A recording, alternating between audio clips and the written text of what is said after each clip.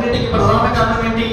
మీరు వేరు మేము వేరండి అనే భావన, అనే స్వార్థం ప్రతి వాడి హృదయంలో వచ్చింది. కాబట్టి ఈ సమాజం శాంతి సమాజం అవ్వాలి అంటే, ప్రశాంతమైనటువంటి సమాజం కావాలి అంటే మొట్టమొదటి పునాది ఏమిటంటే, ప్రతి మనిషిలోనూ మనమంతా ఒక్కటే, మనందరి సృష్టికర్త ఒక్కడే అన్న భావన ఆచరణాత్మకంగా ఉండాలి.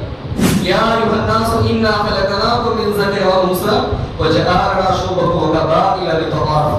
ఓ మానవులారా, మీరందరూ కూడా ఒకే తల్లిదండ్రి అయినటువంటి ఆదాము హవ్వ నుండి పుట్టించబడ్డారు.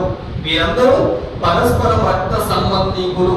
ఎప్పుడైతే మన సమాజంలో మనమంతా ఒక్కటేనండి, మనమందరం కూడా ఒకే తల్లిదండ్రి సంతానం, మనమందరూ కూడా అన్నదమ్ములు అన్న భావన ప్రతి వాడి హృదయంలో వస్తుందో, సమాజంలో భేదభావాలు అసమానతలు దూరం అయిపోయి శాంతి సమాజం ఏర్పడుతుంది.